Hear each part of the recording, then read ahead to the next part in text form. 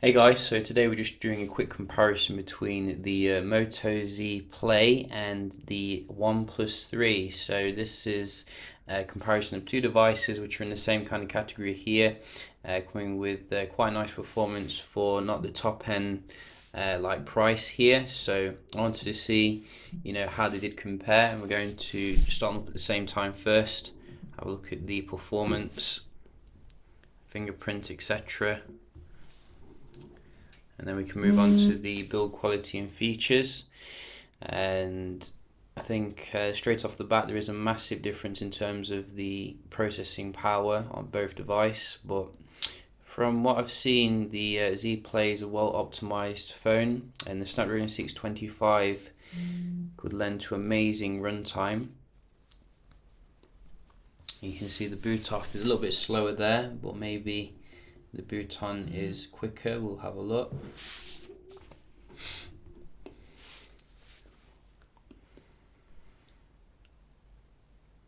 So obviously I have put the OnePlus 3 on its official Oxygen OS ROM here.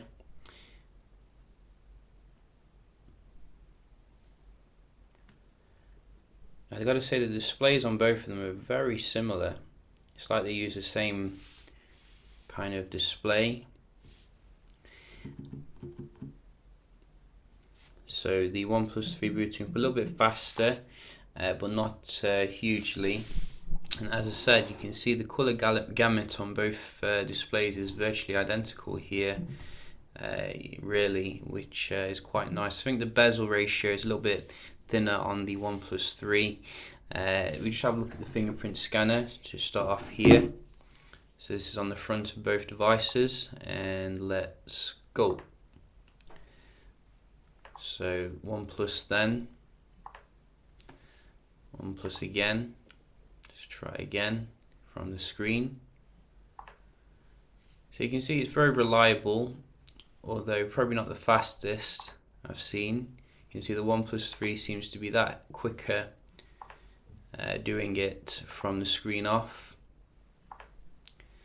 But as long as it's reliable, that is the main thing. So we're just going to have a look at the performance here.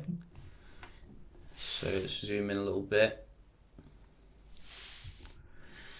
And let's go.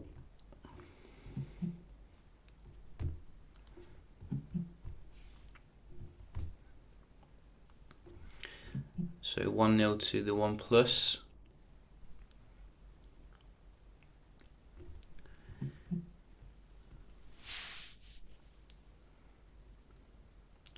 One. Very nice comeback here for the Z Play. 2-1. 3-1 to the OnePlus. Very similar for the camera there.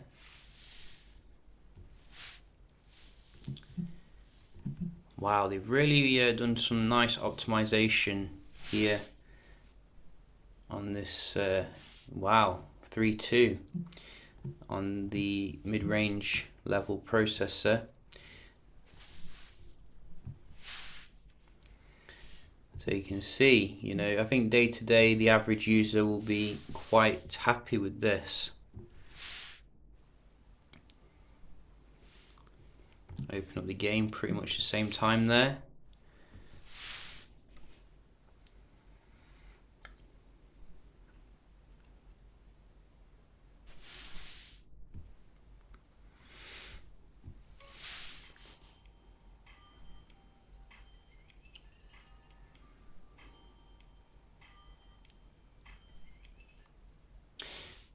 Oh, so it looked like the OnePlus was winning there, but you can see, pretty much the same again. So still on 3-2, I think, to the OnePlus.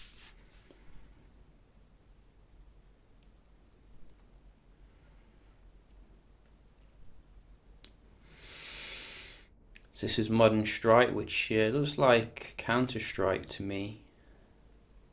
It looks like it's loading a bit faster here on the OnePlus, so maybe 4.2.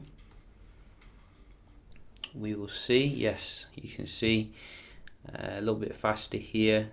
Pretty awesome looking game, by the way. So one more, the pirate.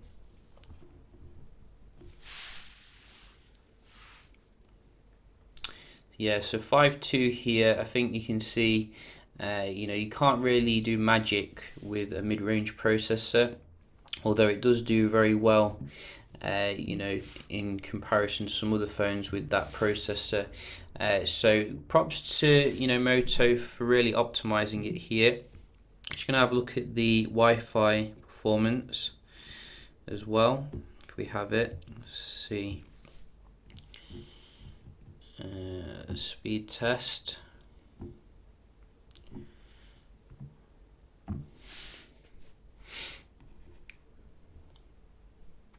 Usually we see a difference with the Wi-Fi when it's with a mid-range processor.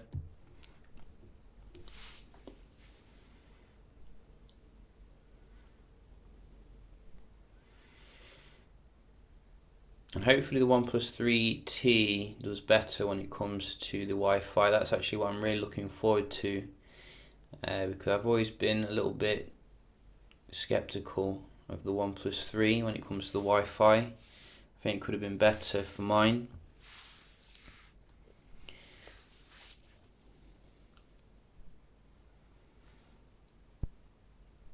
And what can you do? Moto Z. Oh, you see, this is where you get the bottleneck a little bit. More mid-range performance there with the Wi-Fi. And we are on the 5G as well. So, I definitely think Qualcomm needs to step up its game when it comes to the mid-range processor for the Wi-Fi. So we're just going to have a look at the web browsing, and I have closed I think pretty much everything here on both of them. Let's see. Yep, so let's go to Daily Mail. Go.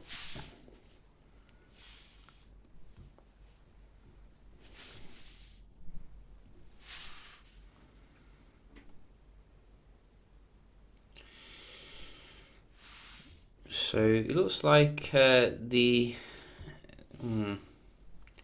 was expecting to come up with the pop-up with both of them here. Let's just check on a link. So let's have a look at the loading speed of the page here. You can see both of them seem to be quite slow with the pictures, but I think the OnePlus 3 has got there finally. So that, is something I can see which is different.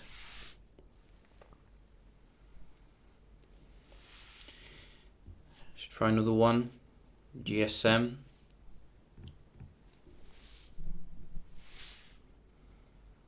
So a little bit faster this time with the OnePlus 3. And again,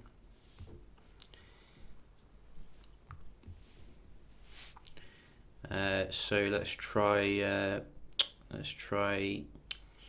Tech Radar.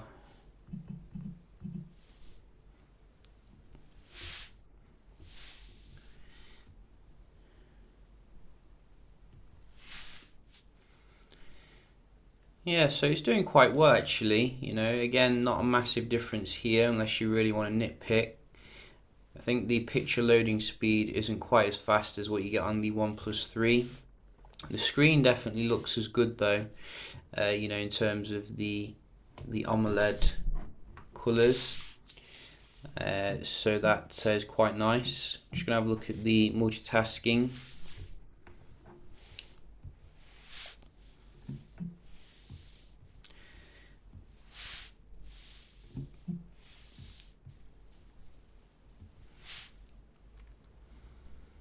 So you can see, I think the OnePlus 3 seems to be coming up with them probably a bit faster. Nothing for that one.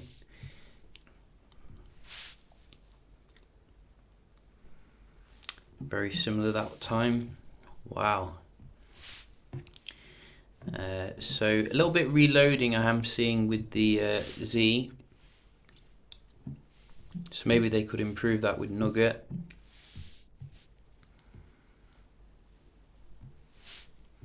Yeah, so I think I'm going to give this to the OnePlus 3. It does have an amazing amount of RAM that you won't even find with, you know, with flagship phones. And I think when it comes to gaming here, you can definitely see the difference. The Z can't quite keep up. So, you know, a valiant attempt here from the OnePlus 3, from the Moto Z, but I don't think it can quite keep up in terms of the performance stakes. I think if Moto had outfitted it with a more higher end processor, maybe it would have, but I don't think that was the actual aim of the handset. I think the aim of the handset was to build a solid performer and give you the modularity as well for those who do, you know, want to do that, because you can't do that with the OnePlus 3 obviously. You're also getting amazing battery endurance on this phone. I've heard some like stories that you can go for 3 days, 4 days, because the standard 625 is very efficient and you're getting a massive capacity at the same time as well. So maybe that was their focus a little bit more on this particular phone. I don't think you're going to get that quite good battery with the OnePlus 3, although the T might be a little bit better for that. In terms of the build quality, you know, it's absolutely top notch here, although both of them have a sticky out kind of lens, which I would like to see manufacturers not do that as much, you know, in the future, because it can get like scuffs and scratches, etc., which is a bit annoying. The sides, etc., feel amazing though on the Z. So, you know, very high end and premium. I think you have a front facing flash with the Moto Z as well, so that's good for your selfies, and it comes with the suite of Motorola stuff as well, such as the ambient display, or what was it called? I think not ambient display, active display or Moto display, one of the two, but that comes on when you know, wave your hand across, and that allows you to do stuff. I'm not sure if the OnePlus phone is going to be getting this sort of thing in future. It would be quite nice to see on that phone.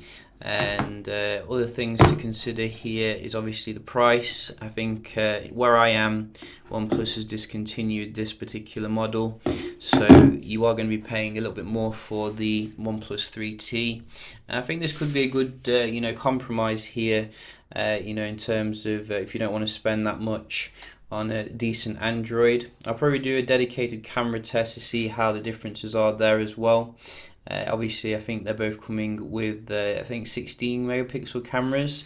I'm expecting the OnePlus 3s to be a bit more high quality, but, you know, we'll reserve judgment for that. So, yeah, just a quick little comparison here between these two phones. Overall, I've got to say, you know, I've got some very good impressions with the Z, and you know, I hope to see some more good stuff coming from it. I hope you enjoyed the video, found it helpful, and I'll see you in the next one. Cheers.